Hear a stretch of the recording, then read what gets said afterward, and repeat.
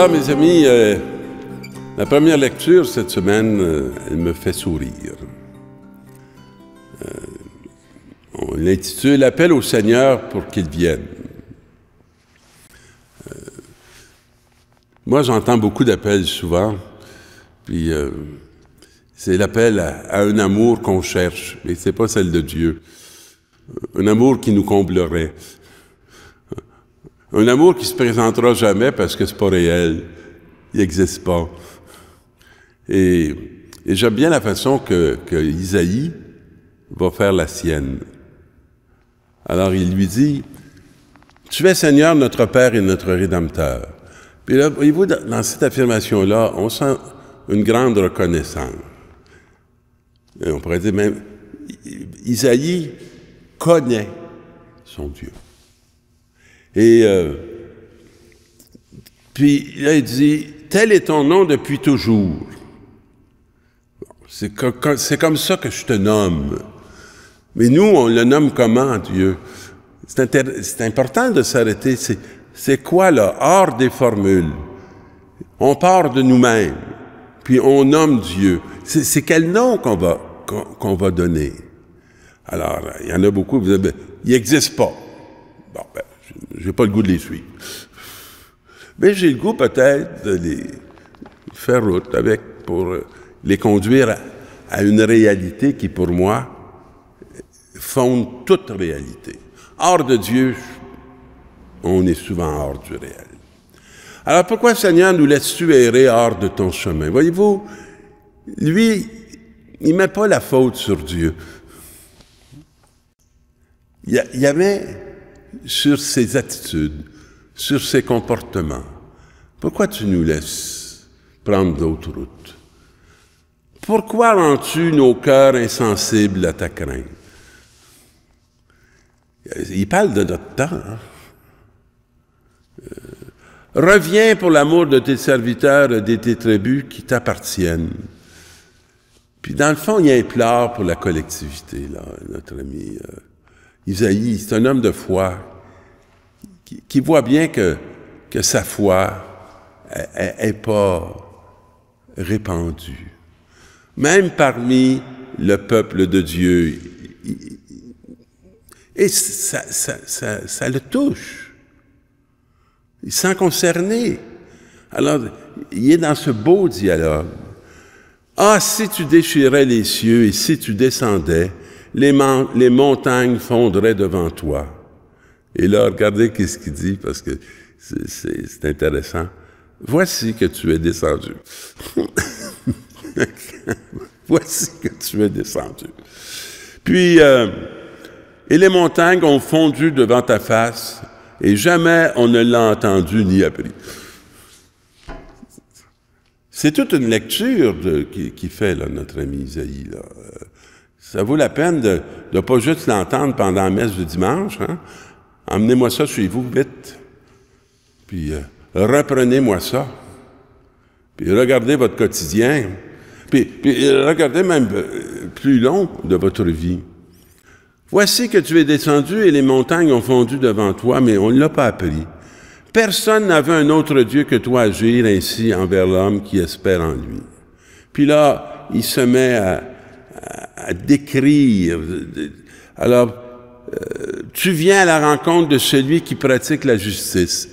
Vous savez, dans les fois, on se dit, quand est-ce que je vais le rencontrer? Là? Quand est-ce que je vais le voir? Puis dans le fond, la première chose qu'il faut faire, c'est pratiquer la justice. Ne pas tout prendre pour soi. Ne pas tout faire converger vers soi. Hein? Alors, accomplir cette justice avec joie. Et qui se souvient de toi en suivant ton chemin? Alors, choisir le chemin de Dieu. Choisir le chemin de Jésus-Christ. Nous étions tous semblables à des hommes souillés. Et toutes nos belles actions étaient comme des vêtements salis. C'est toute une capacité de faire la vérité sur soi. Hein? Puis de ne pas dénigrer Dieu. Il n'accuse pas Dieu. C'est ça que j'aime beaucoup dans le texte d'Isaïe. Il n'accuse pas Dieu. Puis j'ajouterais, il ne méprise pas les hommes, mais il aspire à une espérance, à un avènement reconnu. Nous étions tous desséchés comme des feuilles, et nos crimes, comme le vent, nous emportaient. Quelle belle sagesse! Personne n'invoquait ton nom. Nul ne se réveillait pour recourir à toi. Car tu nous avais caché ton visage, tu nous avais laissés au pouvoir de nos péchés. Et là, je sens, moi, là, ce qui monte derrière ça. Et je te remercie de ne pas nous avoir condamnés et d'être venu. Pourtant, Seigneur, tu es notre Père. Pourquoi qu'on a ça dans la tête? Que tu ne te soucies pas de nous. Puis que, dans le fond, tu n'as rien fait pour qu'on soit heureux. Nous sommes l'argile et tu es le potier. Voyez-vous là, il nous invite à nous laisser façonner par sa main. Nous sommes l'ouvrage de tes mains. Ça me fait penser au texte de Paul de la semaine dernière, qui disait « J'ai été comme une mère. » Hein? Dans la deuxième lecture, l'Église est fidèle dans l'attente du Seigneur. Alors, la première, c'est comme elle nous décrit un réel, je dirais tragiquement vrai, et tragiquement actuel. Puis la deuxième, elle nous donne un signe d'une façon de vivre l'espérance du premier texte qu'on va retrouver dans l'Épître aux Corinthiens. Frères, que la grâce et la paix soient avec vous de la part de Dieu notre Père et de Jésus-Christ le Seigneur. Hey, il ne parle pas en son nom propre, lui. Il ose parler au nom de Dieu. Mais moi, les gens qui osent parler au nom de Dieu pour faire du bien dans ma vie, là, qui parlent de Dieu comme ils voudront, leur parole, je m'en fous. Mais celle qui me donne de Dieu, je m'en fous pas. De sa part. Parce que c'est Dieu qui s'adresse à moi. Je ne cesse de rendre grâce à Dieu à votre sujet. Hein, mon Dieu, trouvez-vous un ami de même? Hein? Moi, je peux vous le dire, là, je remercie souvent Dieu pour mes paroisses, puis toutes les paroisses que j'ai eues. Au-delà de tous les problèmes, les difficultés, les grandeurs, les petitesses, merci, mon Dieu, de toutes ces paroisses qui ont jalonné tout au long de ma marche dans le réel avec toi. Pour la grâce qu'il vous a donnée dans le Christ Jésus. Alors, vous savez, c'est pas une petite affaire là, d'avoir reçu le don de Jésus-Christ. C'est bien plus, honnêtement, c'est bien plus que 2 millions. Moi, j'aime bien mieux recevoir Jésus-Christ tous les jours que de recevoir 2 millions qui vont me donner 15 millions de problèmes. C'est sûr. En lui, vous avez reçu toutes les richesses, toutes celles de la parole, toutes celles de la connaissance de Dieu.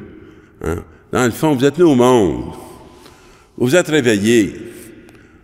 Vous n'avez pas réduit votre réalité à l'immédiat, à l'extérieur. C'est lui qui vous fera tenir solidement jusqu'au bout. Parce que Paul, il ne nie pas les défis de l'existence.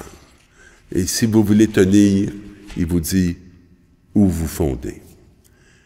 Puis dans l'Évangile, Jésus parlait à ses disciples de sa venue. Non, c'est à nous autres. Hein.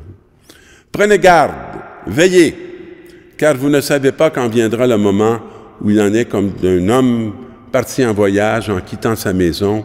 Il a donné tout pouvoir à ses serviteurs, fixé à chacun son travail et recommandé aux portiers de veiller. Alors, veillez donc, car vous ne savez pas quand le maître de la maison reviendra. Dans le fond, il faut être attentif à le voir arriver. Moi, souvent dans ma vie, il y a des choses qui étaient des impasses. Je voyais pas comment traverser. Puis je disais dans mon cœur, Seigneur, passe devant, je te suis. Puis là, j'arrêtais de penser avec ma tête, puis je me mettais à être vigilant des signes de sa présence. Puis il développait, puis il dénouait le nœud à chaque fois. Alors, le soir, ou à minuit, au chant du coq, ou le matin, à tous les moments de la vie, les impasses peuvent se présenter. Dans le sein de notre mère, des impasses peuvent se présenter. Je me souviens de mon ami qui avait accueilli un enfant dont la mère l'avait porté en prenant de la cocaïne pendant 9 mois. De l'héroïne, excusez. Il avait été obligé au moment de l'accouchement, d'être mis en désintoxication. Alors, c'est à tout moment de notre vie qu'il y a des choses qui sont à dénouer. Il peut arriver à l'improviste et vous trouver endormi. Mais réveillez-vous. Car je vous le dis, là, je le dis à tous, veillez. Entendez, réveillez, réveille-toi. Il vient. Bonne semaine.